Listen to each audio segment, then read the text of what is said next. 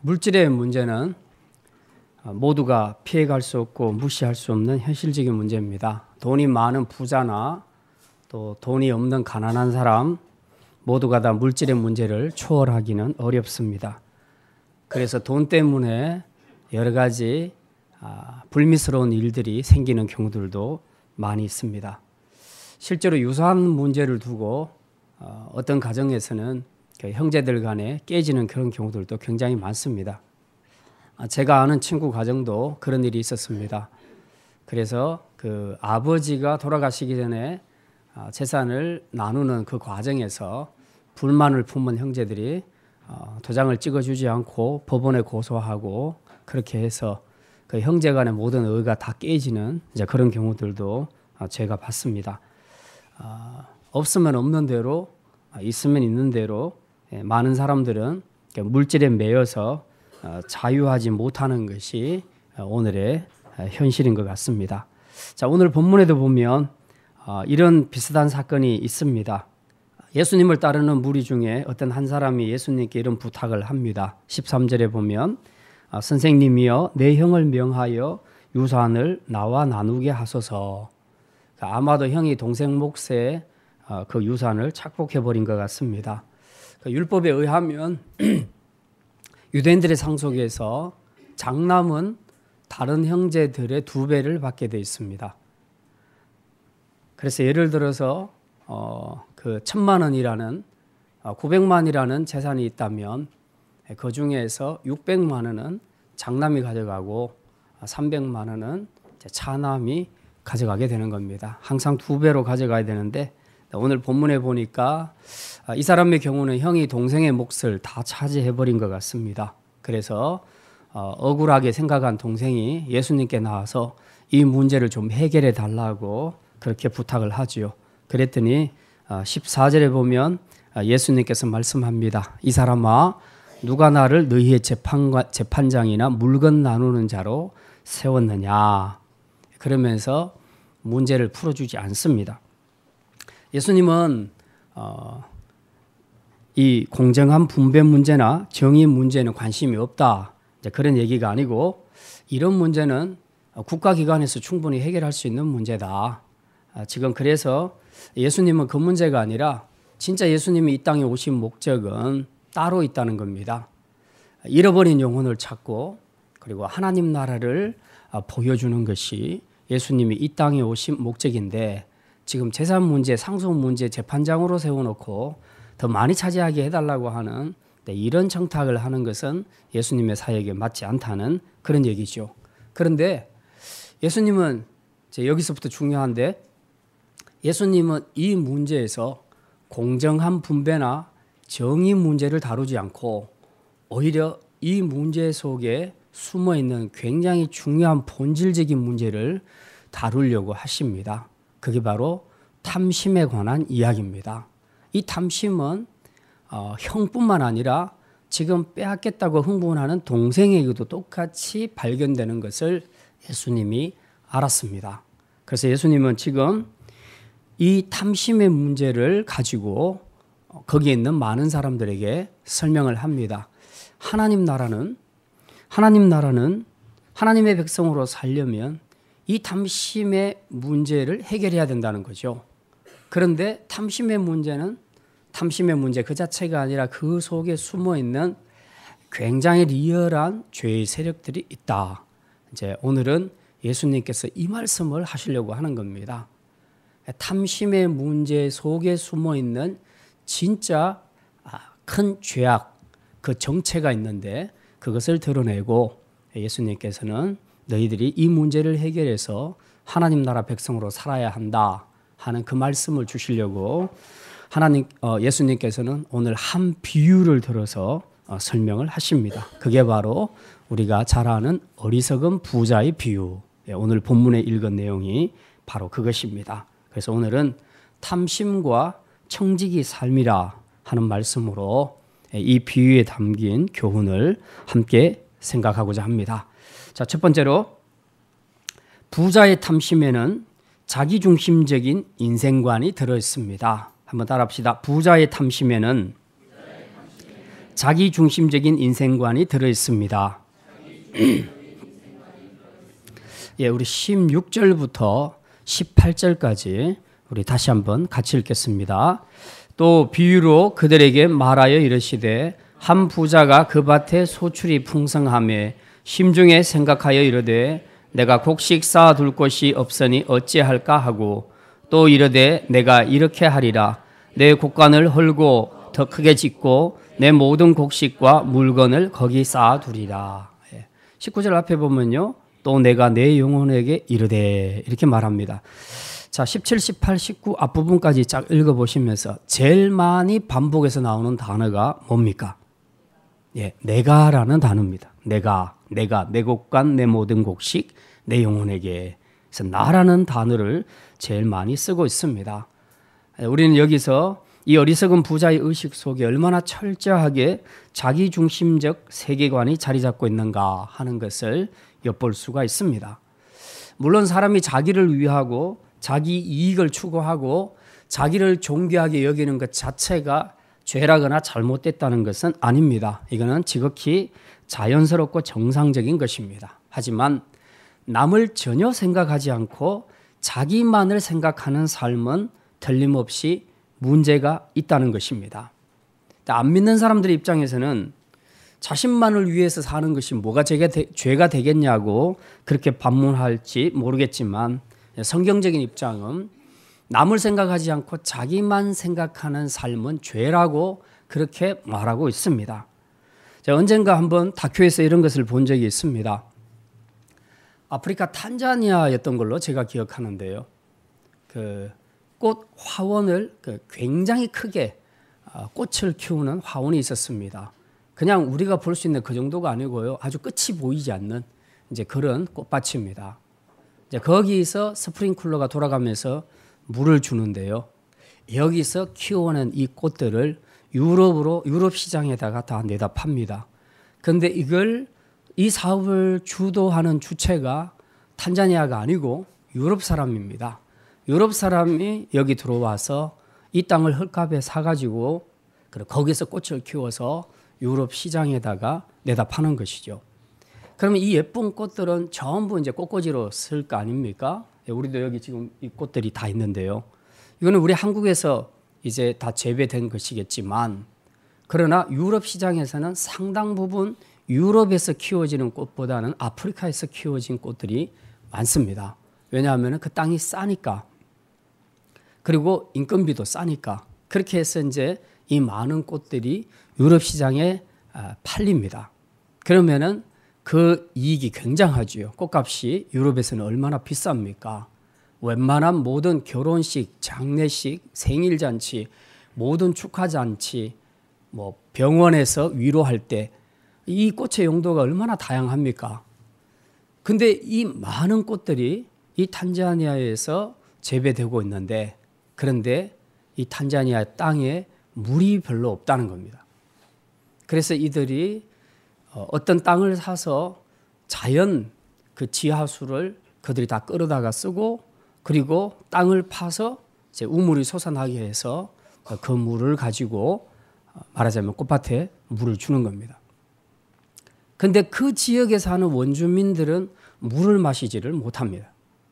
물을 마시지 못해서 비 오면 도랑물 파가지고 먹고 그렇게 합니다. 거의 우리나라 하수도 물 먹는 것처럼 그런 더러운 물을 마시니까 당연히 병에 걸릴 수밖에 없습니다. 그런데 그 지역 안에 호텔이 하나 들어와 있는데 그것도 역시 유럽 사람이 지은 호텔입니다. 거기에는 돈 많은 유럽 사람들이 와서 관광하기 위해서 머무는 곳인데요. 그런데 거기에서는 또 그 땅을 살 때에 자연 지하수가 포함된 땅을 같이 산 겁니다. 그래서 거기 온 관광객들은 마음껏 샤워하고 물을 먹고 그렇게 생활을 합니다. 그런데 그 텐트를 친 바로 옆에 사는 원주민들은 그 물을 보고서도 물을 먹지 못하는 겁니다.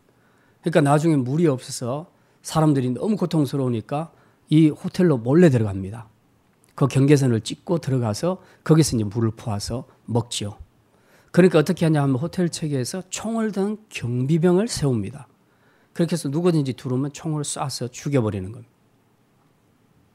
그러니까 지금 이런 일들이 뭐냐 하면 다 지금 그 땅에 있는 모든 물을 가지고 꽃을 키워가지고 유럽에 있는 사람들의 그 수준 높은 문화를 즐기게 하기 위해서 이 물을 공급하는데 정작 이 땅에 사는 원주민들은 전혀 물을 먹지 못하고 목말라 죽어가고 있다는 것입니다.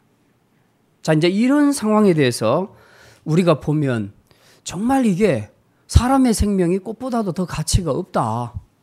어떤 사람의 목숨을 담보로 해서 선진국가의 식탁에 그 우아한 꽃들이 꽃꽂이로 지금 그렇게 장식이 되는 것이죠. 이런 일이 지구상에 일어나고 있다는 것입니다. 자, 이런 경우 이제 자본주의 사회에서 내가 내 돈 갖고 샀고 내가 내 돈 갖고 사업을 하고 있는데 내가 무슨 죄냐라고 그렇게 말할 수 있겠냐 하는 것이죠. 경제 논리로 그렇게 말한다고 했을 때에 우리가 과연 그것을 죄가 없다라고 말할 수 있겠냐 하는 것입니다. 사람이 탐심의 지배를 받기 시작하면 그때부터는 다른 사람들의 인격이나 인권은 보이지 않습니다. 오직 자기 이익만 생각하고 이기적이고 자기 중심적인 인간성만 나타나게 되는 것이죠. 탐심이 많아지게 되면 이웃과의 문을 닫아버리게 됩니다. 왜? 자기만 생각하면 되니까. 다른 이웃이 죽든지 말든지 형제가 죽든지 말든지 자기하고는 아무 관계가 없습니다. 오직 자기만 잘 먹고 살면 된다는 거죠. 실제로 오늘 본문에 나타난 부자의 독백을 살펴보면 이 부자의 의식세계 속에도 너는 없고 나만 존재하는 나만의 세계만 있다는 것입니다. 세상에서 자기 혼자 힘으로 살아갈 수 있는 사람은 아무도 없습니다. 왜냐하면 하나님은 처음부터 우리 인간을 지을 때에 관계적인 존재로 사회적인 존재로 우리를 지었습니다. 그래서 아내는 남편을 돕고 남편은 아내를 돕고 이웃 간에 서로 돕고 형제 간에 서로 돕고 그렇게 해서 서로 도움을 주고받는 관계에서 생존을 할 수 있도록 하나님께서 우리를 그런 존재로 만들었습니다. 이게 바로 성경적인 인간관입니다. 그러니까 어느 누구도 남의 도움 없이 자기 힘만으로는 절대로 성공할 수 없다는 것입니다. 성공의 과정에서 반드시 누군가의 도움을 받은 것은 틀림없다는 것입니다. 그럼에도 불구하고 인간의 탐심은 점점 자신만을 생각하게 만듭니다. 또 다른 어떤 다큐에 보니까 제가 언젠가 한번 말씀드린 것 같은데요. 그 미국의 대학교 안에 구내 식당에서 그리고 큰 회사의 사내 식당에서 그리고 큰 병원의 그 병원 식당에서 엄청나게 큰 빅 사이즈의 햄버거가 그대로 쓰레기통으로 들어가는 겁니다. 한 입 먹고 베어 먹고 별로 입맛에 안 맞다고 그대로 다 버리는 거죠. 어떤 사람은 양이 너무 많으니까 작은 도넛 하나 먹고 큰 햄버거를 버리는 겁니다. 근데 화면이 나오는데 그 TV 절반을 잘라서 왼쪽에는 그런 모습이 나오고 오른쪽에는 어떤 모습이 나오냐 하면 아프리카에 굶어 죽어가는 아이들이 나옵니다. 그래서 그 아이들은 아무것도 먹지 못합니다. 밀가루 한 움큼도 없어서 못 먹어서 진흙을 파가지고 진흙으로 말하자면 흙과자를 만들어서 구워 먹습니다. 근데 모양만 빵이지 이건 빵이 아니잖아요. 흙이잖아요.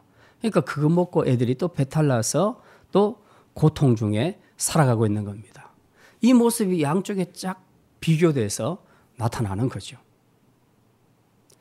이제 우리가 그런 것들을 보면서 내가 내 돈 갖고 내가 먹든지 쓰레기통에 버리든지 무슨 상관이 있냐라고 그렇게 말할 수 있겠냐 하는 것이죠.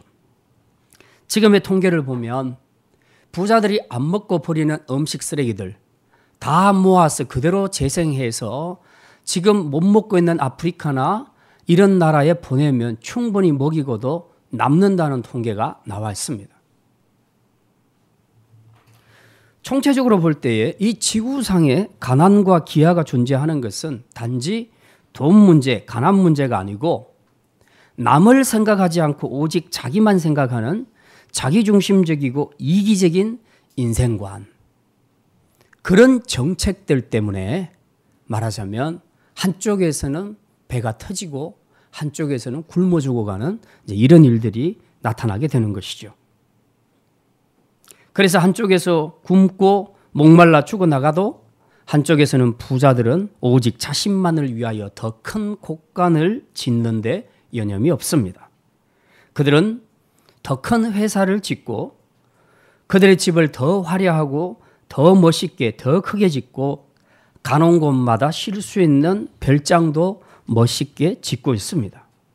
그리고 돈으로 세상에서 누릴 수 있는 모든 쾌락을 다 누리고 삽니다. 돈을 많이 모은 사람들이 마지막에 하게 되는 것은 뭡니까? 하나밖에 없습니다.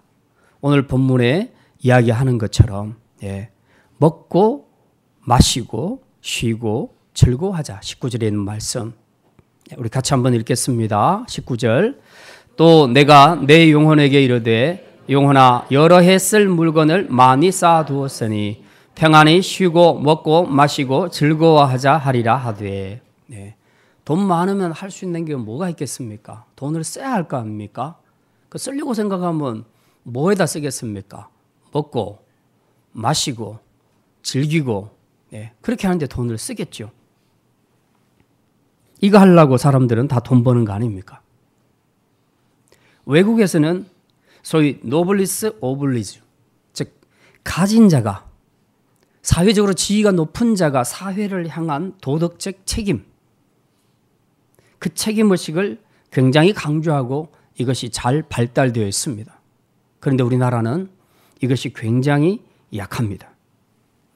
지금 우리 교회에서 한 가정당 2만 원 혹은 어떤 가정은 3만 원, 4만 원씩 내서 지금 탄자니아의 아이들을 돕고 있는데 우리 교회에서 돕고 있는 그 아이들의 수가 사실은 100명이 넘습니다.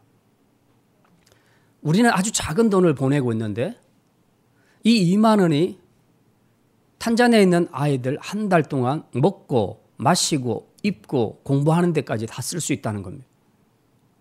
이 굉장한 거 아닙니까? 아주 작은 도움으로 생명을 100명 이상 살려내고 있습니다. 지금 우리 그 교회가 그것을 하고 있는데요. 근데 만약에 이 세상에 정말 돈 많은 부자들이 혹은 돈 많은 기업체가 이 일에 앞장서서 나선다면 100명이 아니라 100만 명을 먹고 살릴 수도 있습니다. 어쩌면 한 나라를 통째로 구할 수도 있습니다. 마음만 먹으면 가능한 일입니다. 근데 그걸 안 한다는 거죠. 왜? 탐심의 문제 때문입니다.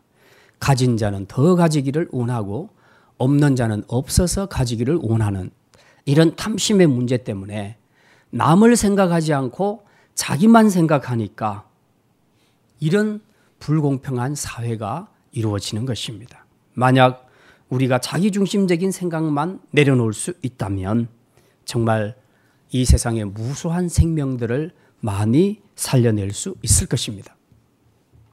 자, 두 번째입니다.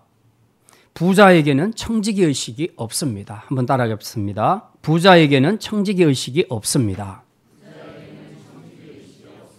예, 아까 읽었죠? 18절과 19절 말씀 보니까 내가 이렇게 하리라. 내 곡간을 헐고 더 크게 짓고 내 모든 곡식과 물건을 거기 쌓아두리라. 또 내가 내 영혼에게 이르되 영혼아 여러 해 쓸 물건을 많이 쌓아두었으니 평안히 쉬고 먹고 마시고 즐거워하자. 이 부자는 내 거 하면서 자기가 소유하고 있는 모든 것을 전부 자기 것이라고 생각하고 있습니다. 그리고 자기 것이라고 생각하니까 쓰는 것도 자기 마음대로 쓰는 것입니다. 그러나 성경은 우리에게 분명히 말합니다. 이 땅의 모든 생명과 모든 물질은 전부 하나님에게서 왔다고 그렇게 말씀하고 있습니다. 자, 우리 거기 놔두시고요. 역대상 29장 잠깐 한번 보겠습니다. 역대상 29장 제 성경으로 654쪽입니다. 구약 성경 654쪽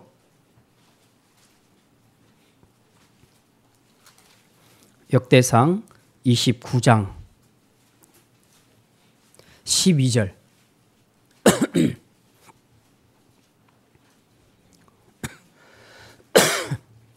22절 말씀 우리 같이 읽겠습니다. 부와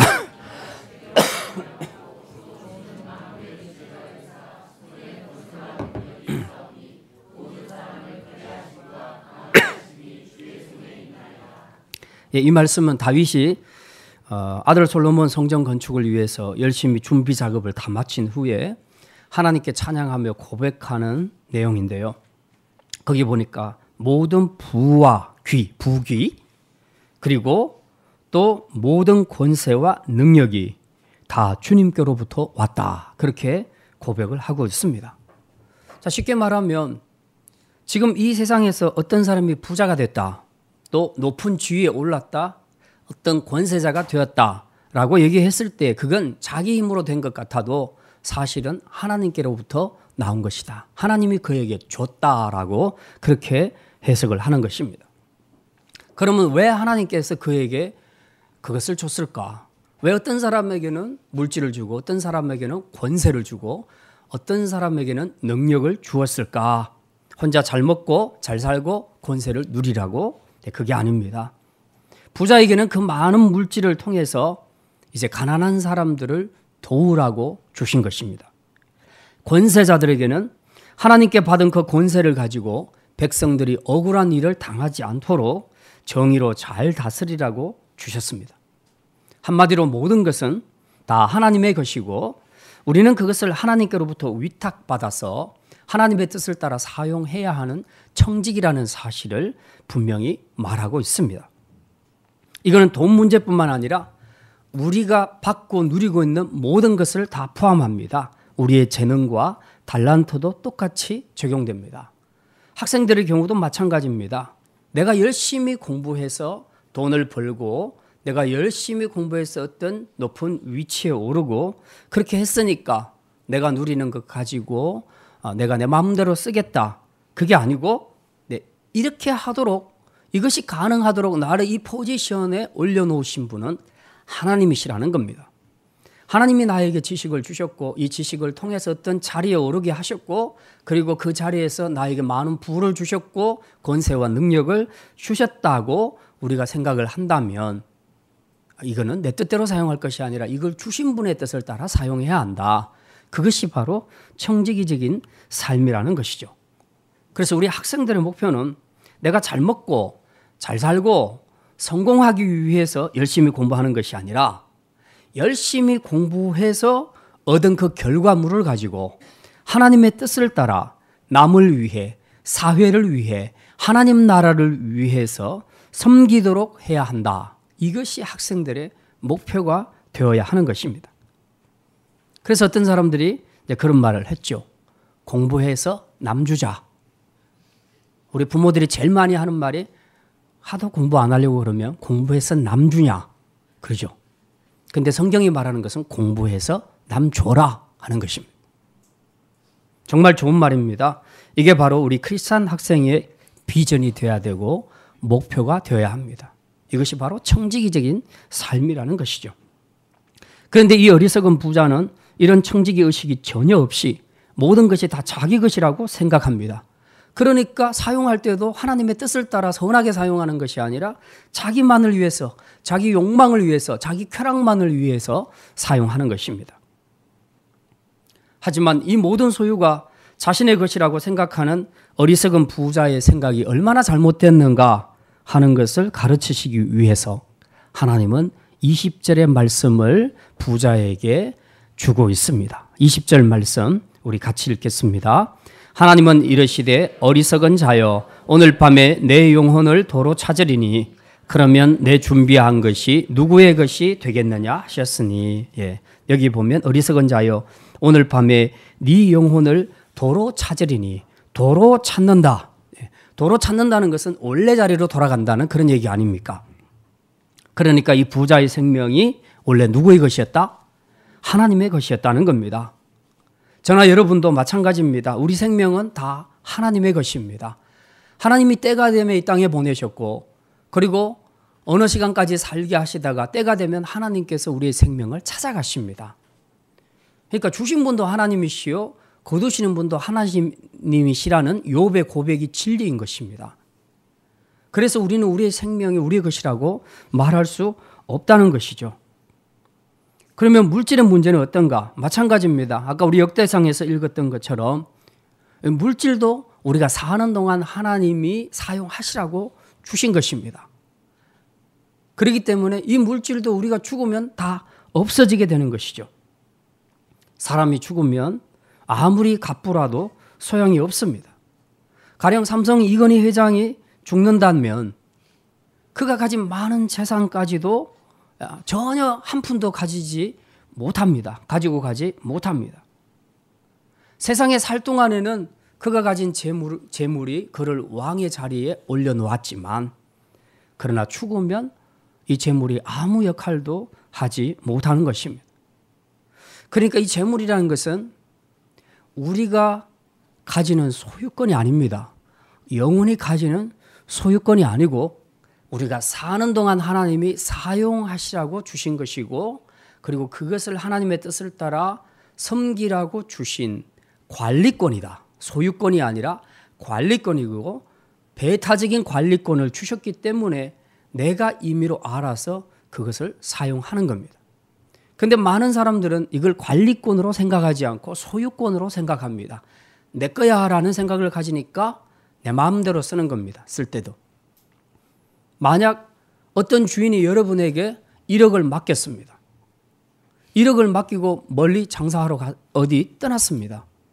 그러면 이 돈을 가지고 마음대로 사업을 하든 뭘 하든 할 수는 있습니다. 그렇지만 언젠가는 주인이 와서 그걸 다시 찾아갈 거라는 거죠. 그렇기 때문에 이 물질을 사용할 때에도 마지막에 주인 앞에 섰을 때에 부끄러움이 없도록 그 물질을 사용해야 된다는 것입니다. 이게 바로 청지기적인 삶입니다.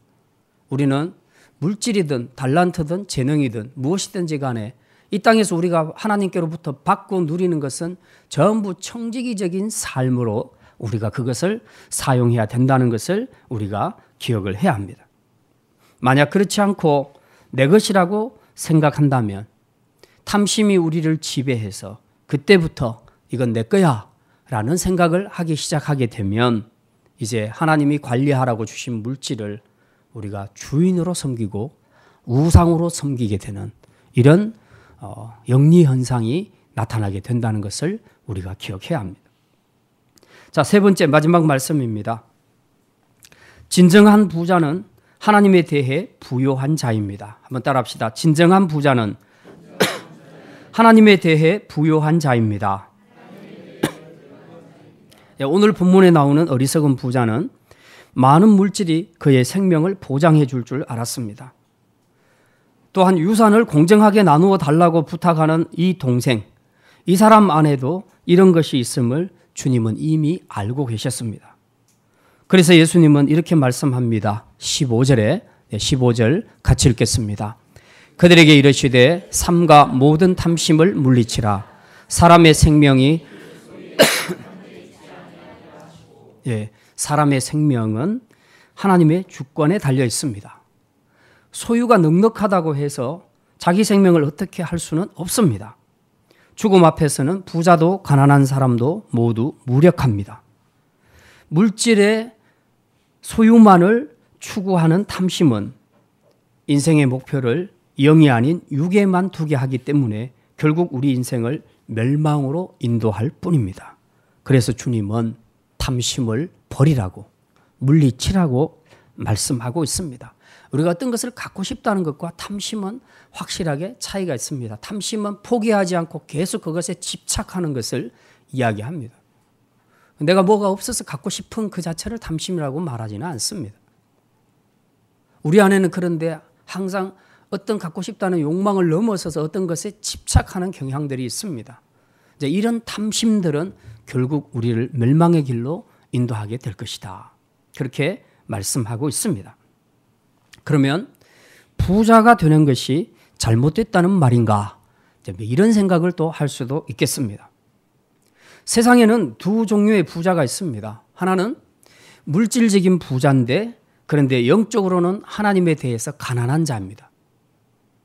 또 하나의 부자는 물질적인 것과 전혀 관계없이 하나님에 대해 부요한 자, 즉 영적으로 부유한 자입니다.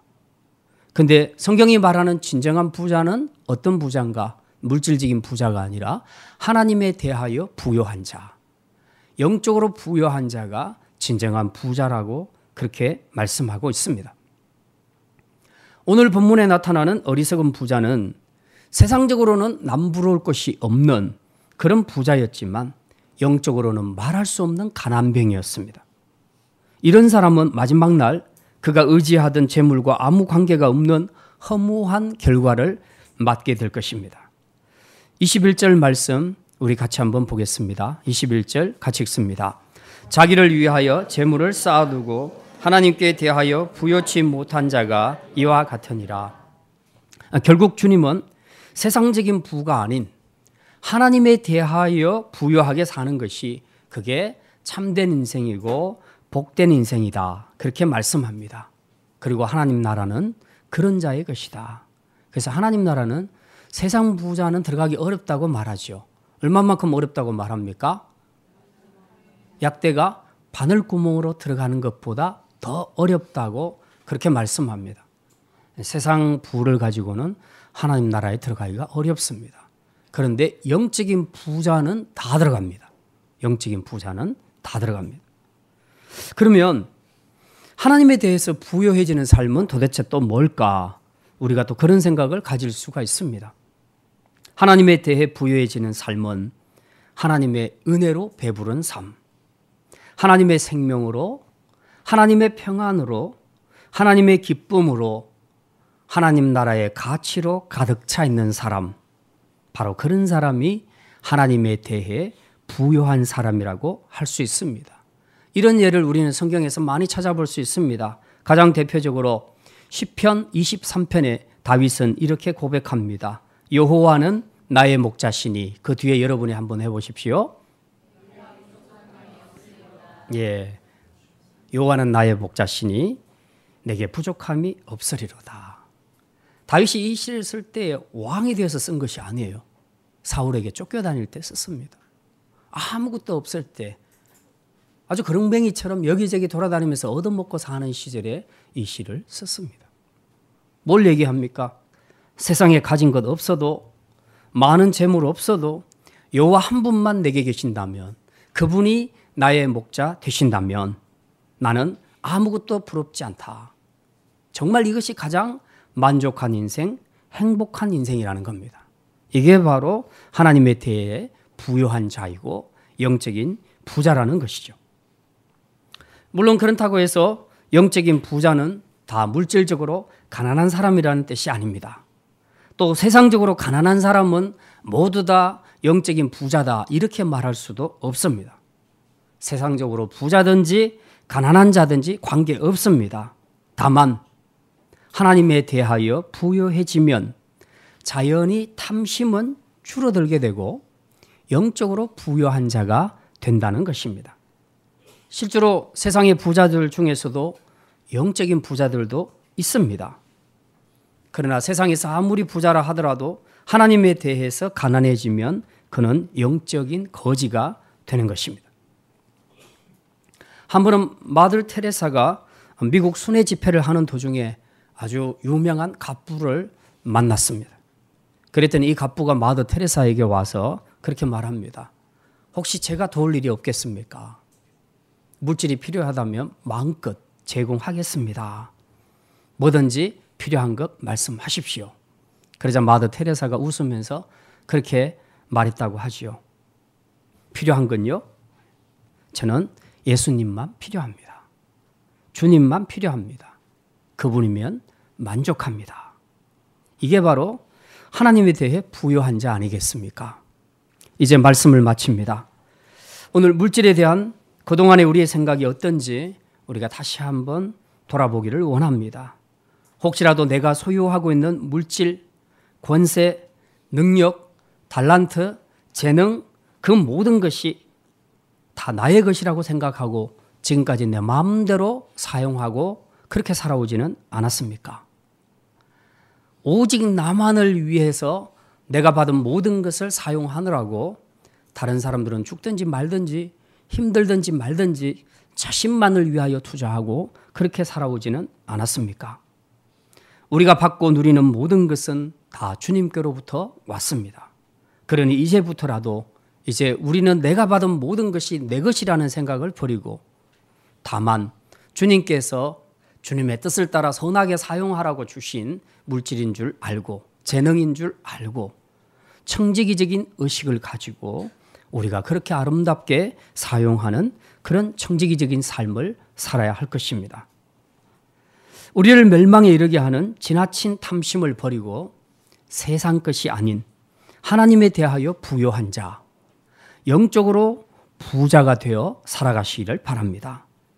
천하보다 귀한 것이 생명이라 했는데 우리의 이 소중한 생명을 예수 그리스도께서는 당신의 그 피로 값주고 사셨습니다.